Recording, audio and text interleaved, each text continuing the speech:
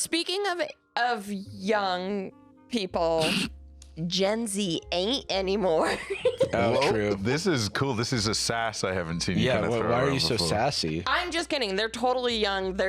It just seems like Gen Z is freaking out about being old now. You switched up on the sassiness. It happens to the best of us. I will say though that like I've endured years of Gen Z like pointing at me and calling me old, and I'm like, oh, now it's a little interesting now, huh? Getting older. How you couldn't have predicted this would happen to you as well. Who's Unc now? Yeah. Jarvis had a recent Uncling.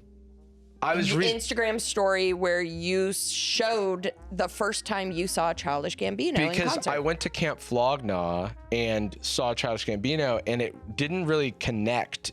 Like, I didn't really connect how important it would be to me, and then I like kind of was going back on memory lane because there was a few.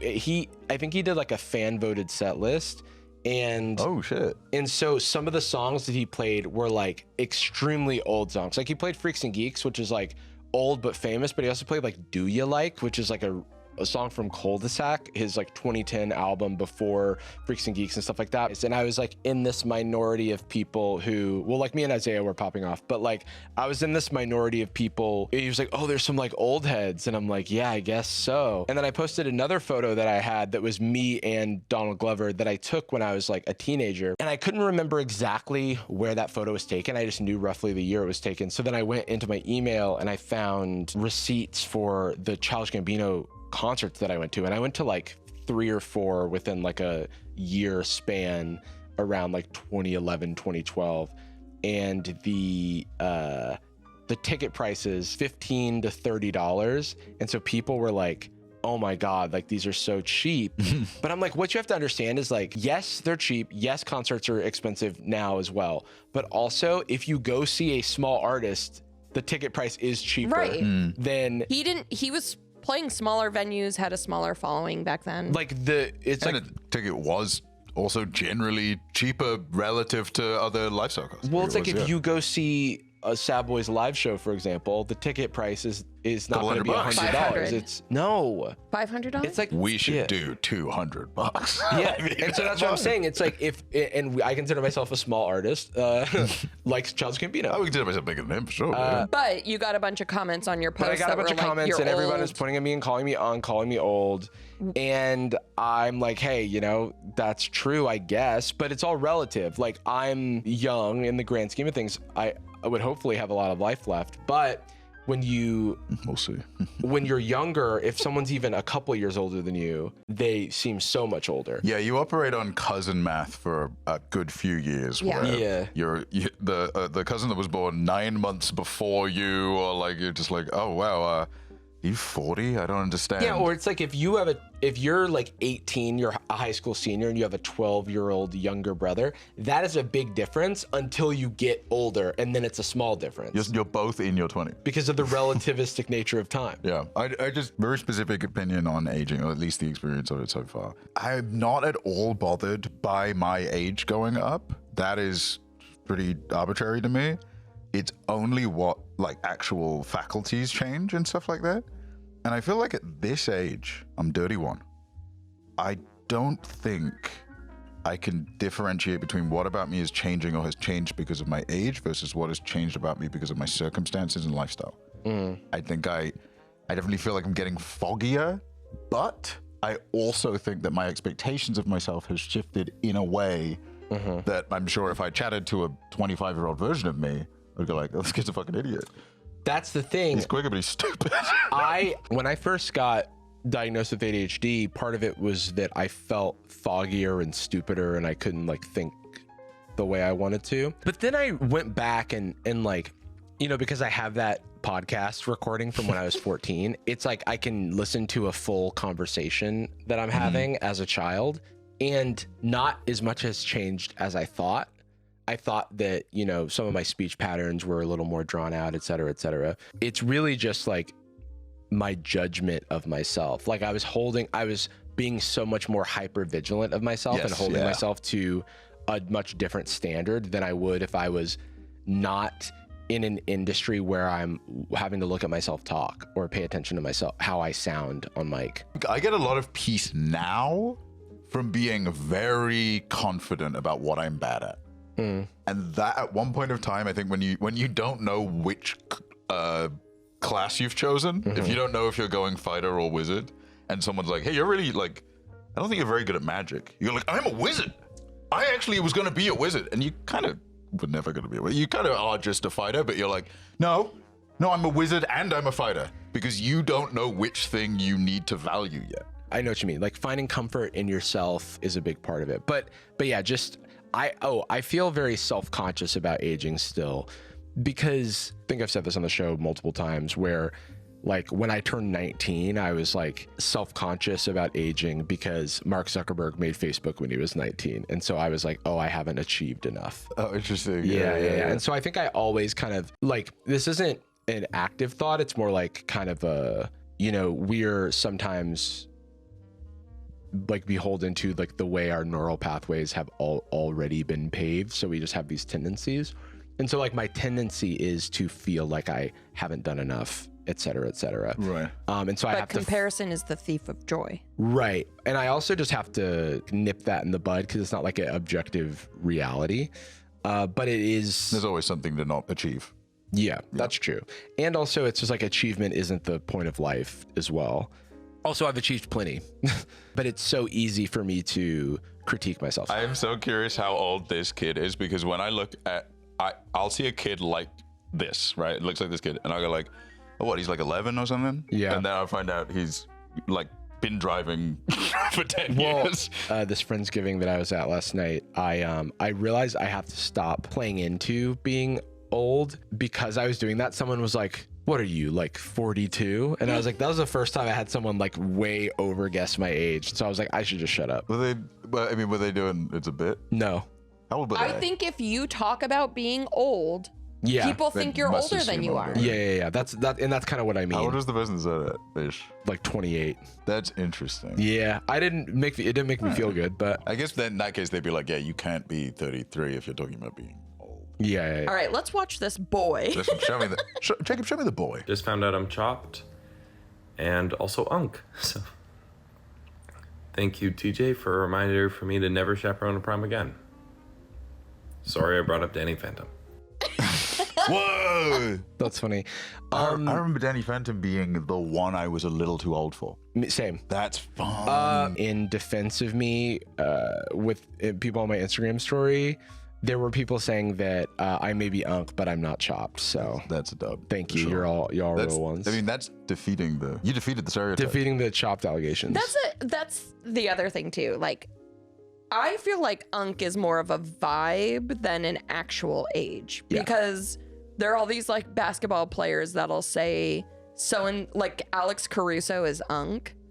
That guy's like in his 20s. He's just older than a lot of the young guys. Yeah, because it's the youngest team in the league. Yeah. The other thing is that like Unc is just big bro. It's like it's relative. I think there's finding true Unc status is a little bit like I imagine it like fanning your fingers while you listen to someone again. Yeah. That's a cool look. It is another kind of AAVE. I was gonna say escaping containment, but it's more like being stolen out of containment. It's being put in containment. Yeah, Like, it's being There was actually an article about that where they were talking about how, it comes from AAV. It's been stolen by internet culture, and they're changing the definition. Yeah, that's what I mean, where it's like, oh, this is a term that's like OG or something, like in the black, at least as I understand it, in the black community, or as I knew it like growing up, because it's just like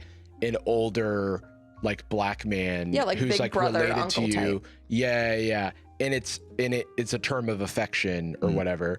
At least that's how I understand it. I could be wrong. I'm not like the expert on everything black, but now it's in this weird mixture of like, it can be used negatively, it can be used, chopped is always negative, but yeah, Unc is kind of, it can wear both hats with the internet people that have co-opted it. I'm sure there's somebody that spent their life doing too much homework that could have a better phrasing for it or whatever, but I feel like there's something to be said for, maybe I'm absolutely crazy. Maybe I'm the friend that's too woke right now.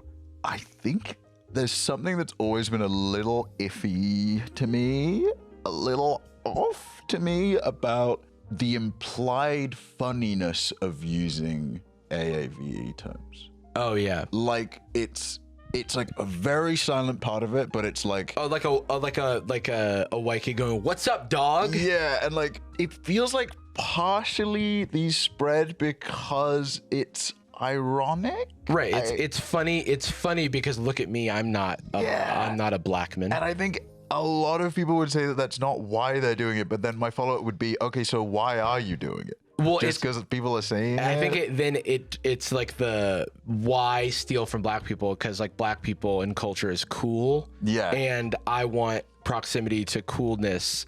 And stealing from drag culture for the same reasons. A lot of the time. Yeah. I don't know. I'm not articulating well enough. I know what you're talking about. I think that it's like, I haven't considered those things to be the same thing, but I've experienced both, like co-opting for cool and also the ironic co-opting of black culture as like a quirked up white boy. Yes, yeah, exactly that. Neither is like ultra sinister or anything like that. It's more like it's such a subtle vibe that I think is when I picture it as the full appropriation one, I picture as like code switching style, right? Like just being like, having that, thank you, I'll be taking that one. And then the ironic, if that's the closest I can think to, is very much anime avatar profile picture. Well, it's like punching down almost. And I think it's diluted. I think by the time it's common parlance, most people aren't thinking about that. Yeah, I think I agree with that as well. It's like this, I don't know how to describe it. It's like, isn't this funny that I'm writing this in lowercase with deliberately bad grammar with my isekai profile picture? And I'm like, maybe I am just internet broken, but that feels like a very specific kind of dialect, like being used in a very specific way, like ratioing J.K. Rowling or something with a very specific aesthetic. And it's like, oh yeah, nice, ratioing J.K. Rowling. Why with those words? No, there's definitely a weird, like, I think we've probably talked about this many years ago. It's funny because sometimes I feel like I'm co-opting AAVE, and I shouldn't ever feel like that because it's like how my family sounded growing up and how my friends sounded growing up. But because it's like not how I spoke, I felt like there was something disingenuous to it. Yes, even though it is a code switching thing as well, because even if I speak the way I speak, there is still a way that I'll slightly code switch my very like talking white-esque speech. That night, like a few nights ago, I had to briefly talk to a couple of cops, and while I was talking to them, gentlemen, well, I never. I hope you're having a wonderful evening, not eating too many donuts, are we? Is that a new cologne I smell upon you? Let me play with your gun. Gimme. No, I'm speaking. They just kill me and everyone's happy about it. That's actually, this one's okay. All right, let's see this. Times I felt Grandma, coffin.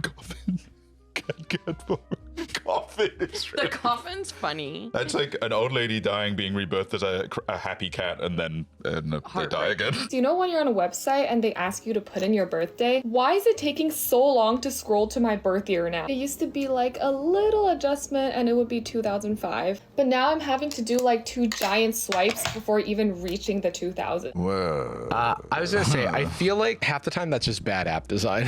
Yeah. Because Were you born today? sometimes they'll start either today or in 1900. Yeah, I know she's kind of good about it. It's just funny to imagine, like, oh my god, what am I gonna get? We're almost there. It's a giant swine. I've been like, why do I have to scroll so far? Are you concerned that they're gonna like not go back far enough anymore for you? Yeah, like I'm pre-1900s. Right. Yeah. Which is like, by the way, millennia issue. at the time that they were starting in 1900, there were people alive that Just in like case. from 1899 or Don't whatever. think. I mean, I could be wrong, but I don't think I remember trying to. anyone alive now was born in 1900.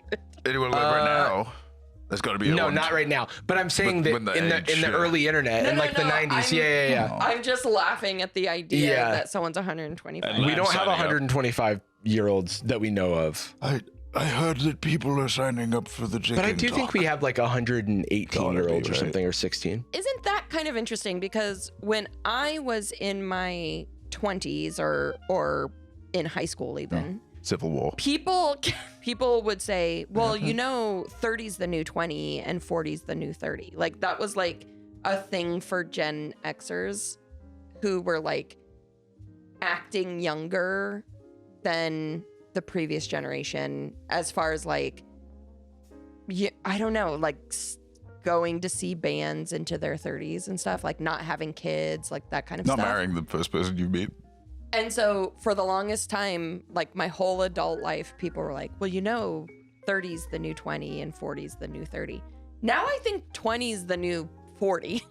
Yeah, that's Like true. I think it's going the other way in their minds. I think it's a little bit of both, because there's also the kind of stay-at-home son, kind of I'm gonna be a kid forever type thing, because nostalgia poison. you just have a lot of millennials who are like, ooh, I'm just a baby. I do want to, from a sympathetic point of view, I think, and I'll actually throw this to Gen Z and however we're categorizing Gen Alpha, I guess, but Gen Z onwards, I will give a little bit of leeway on being more self-conscious about age or finding it more noticeable, partially because we kind of just talked about it. The thing that makes us feel older, or like some of the more noticeable changes, are your sense of self-awareness, because it's mostly healthy cynicism. Taking something you were naive about, experiencing it, and then going like, oh, I had a baby brain 5 years ago. 5 years from now, I will see me as a baby brain. Like, you have the perspective to do that.